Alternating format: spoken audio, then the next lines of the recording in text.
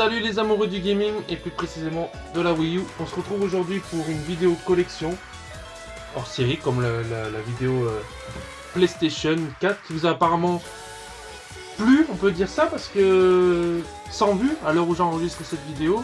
Je suis à 100 vues, puis on a des nouveaux abonnés, ça fait des likes.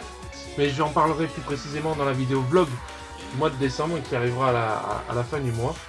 Pas mal de choses à vous dire. J'ai fait des achats, donc ça va être une belle vidéo.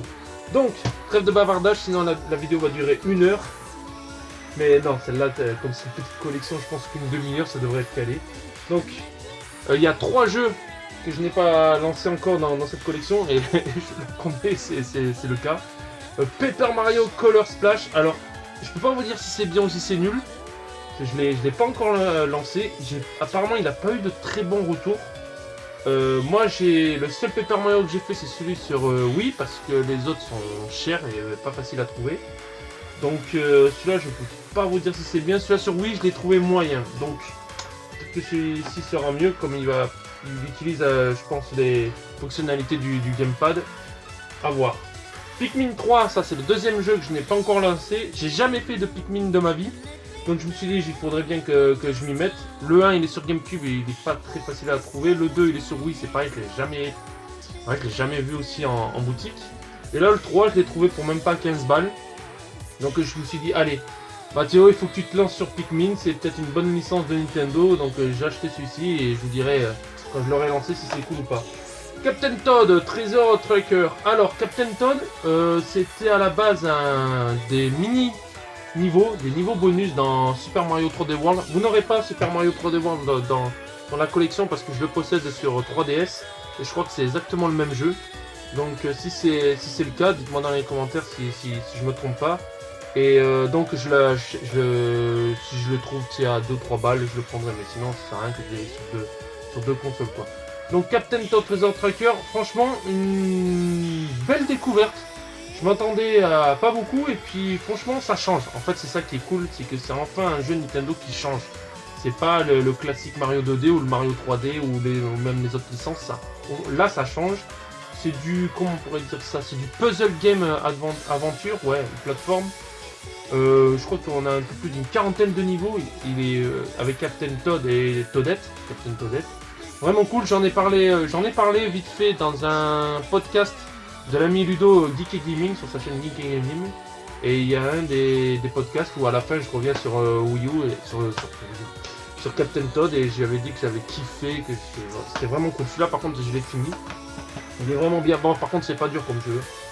Alors, Project Zero Maiden of Blackwater. La malédiction de la dame de l'eau. De la norme. Mais oh je sais plus. Moi et l'anglais. De l'eau noire ou de la prêtresse aux eaux noires. Voilà, ça y est. J'en ai parlé plus précisément sur ma vidéo que je vous invite à aller voir si vous l'avez toujours pas vu. Unboxing du collector de Project Zero, donc 5, c'est le Project Zero 5. Ouais, excellent. Un Project Zero excellent qui utilise les fonctionnalités du gamepad de la Wii U. Parce que si j'ai acheté la Wii U, c'est pour avoir des exclus et utiliser les fonctionnalités du gamepad. Sinon, ça sert un peu à rien, je trouve. Enfin, vous allez voir pour un autre jeu qui est juste après pourquoi j'ai pris la version Wii U et non la version One ou PS4. Si vous connaissez pas les Project Zero, ben foncez-y. Je possède le 1, le 2. Le 2 je le possède sur PS, la version Xbox et la version Wii qui est différente. Et il me manque le 3 et le 4, mais le 4 il est jamais sorti en France, donc il faudrait que je le commande au Japon, quand je l'ai appris commander, il faut que je mette un patch sur carte SD tout ça, donc il faudrait que je regarde un jour ou l'autre et m'y mettre. Et celui-ci c'est le 5 et vraiment il est vraiment cool. Enfin on se contente pas d'un manoir ou juste d'un village, là c'est toute une colline et tout, donc il y a des tas de choses à dire sur ce jeu. Donc allez voir ma vidéo si vous voulez en savoir plus sur ce Project Zero. Donc du coup et celui-là je l'ai fini. Zombie U. Donc Zombie U, pourquoi je ne l'ai pas pris sur One ou PS4? Ça s'appelle Zombie parce que sur PS4 et One vous avez Dying Light qui éclate littéralement Zombie U. Donc les seuls points forts que je trouve à Zombie U, et c'est pour ça que je l'ai pris sur cette console là, c'est bon, la difficulté, c'est pas un jeu simple, il faut pas se dire c'est un jeu sur la console Nintendo, du coup c'est facile. Non, il est pas simple. mais surtout il utilise les fonctionnalités du gamepad, c'est-à-dire la carte, la gestion de l'inventaire, viser avec les fusils à lunettes, aussi pour afficher les indices sur les murs à l'aide de la gamepad parce que c'est de l'ultraviolet. Donc pas mal, je l'ai pas fini, faut que je m'y remette parce que l'univers, même l'histoire et tout, elle est pas, c'est pas ouf. Mais pic de difficulté, je pense que quand on le met en difficulté max, c'est-à-dire on n'a pas le droit de perdre une seule fois, là je pense que ça peut être tendu. New Super Mario Bros U plus le Super Luigi U en Nintendo Select. Bon là c'est du Mario classique, hein, c'est-à-dire le Mario 2D comme on en voit depuis maintenant 10, 20, 30 ans. Je crois que c'est 30 ans, ouais c'est ça, ils ont fêté leur... Mario a fêté ses 30 ans, je crois que c'est ça, ouais. Ouais c'est ça. Donc ouais c'est du classique avec quelques ajouts en plus, en plus beau, mais voilà. C'est du classique. Pas vraiment grand chose à dire sur les Super Mario Bros. Rayman Legend, donc là c'est pareil, j'ai pris la version Wii U 1 pour agrandir un peu plus ma collection Wii U qui est un peu pauvre, il faut pas se le cacher. Et surtout il y a des phases avec le gamepad, comme on le voit derrière là, donc c'est pour ça que j'ai pris la version Wii U. Rayman Legend excellent, bon. Le 1 restera pour l'éternité apparemment mon préféré parce que au niveau de difficulté ils ont vachement baissé, même s'il y a des phases, je dois avouer, pas facile du tout. Mais le 1, déjà les musiques du 1 sont excellentes. Il est beaucoup plus plateforme que ceux-là. Et puis, les musiques, que je le répète, mais les musiques, puis l'ambiance, le character design des persos, de l'univers, il y a tout. Il n'y a rien à jeter sur Rayman 1. Peut-être sa difficulté qui peut en dégoûter certains, je dois l'avouer. Mais Rayman 1 sur PS1, chef-d'œuvre. Chef-d'œuvre absolu. Top 10 des jeux PS1, Rayman 1. Donc, The Legend of Zelda Breath of the Wild. Pour ceux qui me connaissent savent que l'amour que je porte pour ce jeu, non je rigole, je vais pas le descendre, hein, ne vous inquiétez pas, je fais partie de ces joueurs qui ne comprennent pas toute la hype, tout l'amour qu'on porte pour ce jeu, 20 sur 20, meilleur jeu de tous les temps, pierre angulaire du jeu vidéo, je ne comprends pas, je comprends pas. Alors au début je me suis dit que c'est par rapport à mes goûts parce que l'univers j'accroche pas, l'histoire j'accroche pas, il n'y a pas de musique que je retiens, je trouve qu'il est assez vide. Donc là ça c'est question de goût. Donc je me suis dit donc ça vient de moi. Et quand je vois 20 sur 20 à un jeu qui techniquement il a des soucis, bon, il y a beaucoup de choses à dire, il faudrait que je fasse une vidéo spéciale sur ce Breath of the Wild. Il faudrait même que je fasse une vidéo en ligne avec 2 ou 3 personnes pour qu'on en parle, parce que pour qu'ils m'expliquent pourquoi ce jeu est énormissime, mais voilà. À voir. Moi celui-là par contre je l'ai pas fini. Rayman Legend je l'ai fini, Super Mario aussi, mais celui-ci non, j'y ai fait jusqu'au deuxième gardien. Et je dis non c'est bon. Après je me connais. Je peux le laisser de côté dans un placard pendant 1 an, voire 2, voire 3, et puis le ressortir et puis m'éclater à fond dessus. Ça m'est déjà arrivé. Xenoblade Chronicle X, donc c'est le JRPG que j'ai eu avec la console, c'est un pack que j'ai eu avec la console. Alors celui-ci j'ai juste joué 2 heures, 3 heures même. Donc la carte qui s'affiche sur le gamepad, mais vraiment une belle carte avec des zones, enfin, là le gamepad est bien utilisé je trouve. Donc apparemment il y a des mechas, mais je n'ai pas trop compris le système de combat.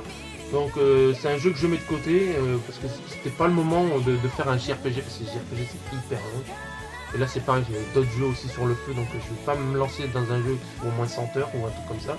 Donc ça je le mets de côté, je peux pas vous dire si c'est bien ou si c'est nul. Apparemment c'est excellent d'après les retours.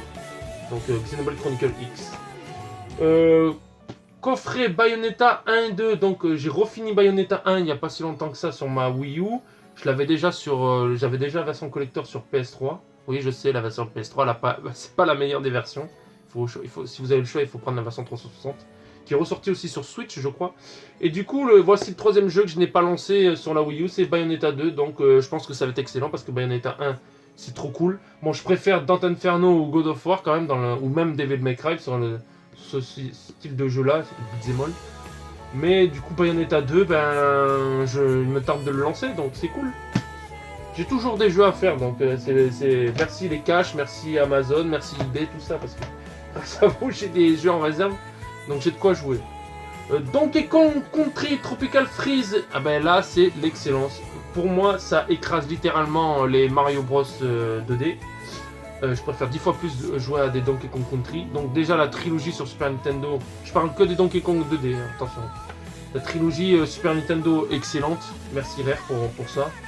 Et donc quand il sort, quand Platine, non c'est Retro Studio, ouais c'est Retro Studio quand ils sont revenus sur Wii avec Donkey Kong Country Returns, excellentissime. Et là ils enfoncent encore le clou avec Tropical Freeze.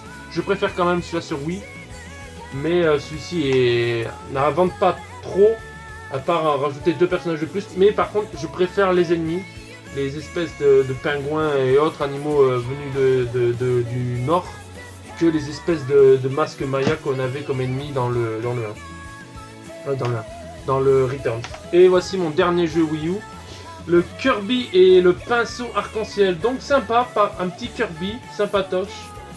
Qui en plus il utilise des fonctionnalités du gamepad avec le stylet. Il est entièrement jouable au stylet, mais je crois que c'est obligé de jouer au stylet. Je suis pas sûr, mais je crois que... Ouais, je sais pas, à moi. Je me rappelle plus, moi j'ai joué au stylet en tout cas. Donc excellent, bon, c'est simple, hein, Kirby ça a toujours été tranquille. Voilà, donc sur Wii U il me manque le Yoshi Woolly World, je crois que c'est comme ça que ça s'appelle, c'est le Yoshi en laine. Je voudrais bien choper celui-ci et... Je crois qu'il y a le Batman, je sais pas ce que ça vaut du tout. Le Batman qui était sorti sur Wii U, je crois que c'est un dérivé d'Arkham City. Mais c'est pas tout à fait le même, enfin je sais pas, il faudrait peut-être que je me renseigne. Dites-moi dans les commentaires si ça vaut le coup de jouer à ce Batman sur Wii U quand on l'a sur 360 ou même dans la compile qui est ressortie là récemment. Sinon non, parce qu'à un moment je voulais m'acheter Shovel Knight mais il ressort encore en version hyper complète, je sais pas quoi. Anniversary mes couilles sur la commode quoi. Combo ultime, ils font du Capcom quoi. Donc ça sert à rien que je l'achète sur Wii U. Et il y avait un autre jeu, une espèce de... J'ai plus le nom, qui est une sorte de Wipeout-like. Mais apparemment il n'est pas complet, la version complète c'est en version démat sur le eShop de la Wii U. Mais les serveurs je crois qu'ils ont fermé du shop de la Wii U, donc ça sert strictement à rien. Et il y avait le Mario Kart 8. Mais ça sert à rien que je l'achète maintenant puisqu'il existe une version Deluxe sur Switch. Donc comme un jour, comme tout bon collectionneur, un jour j'achèterai la Switch. Voilà, il faudrait bien que je m'y mette un jour ou l'autre. Donc là, si je devais l'acheter, même si Mario Kart je suis pas très fan, je devrais l'acheter sur Switch. Si vous avez des jeux à me conseiller sur Wii U, n'hésitez pas parce que je voudrais bien agrandir un petit peu cette collection Wii U. Je vous dis, comme d'habitude, portez-vous bien, geekez bien, jouez bien. Ciao.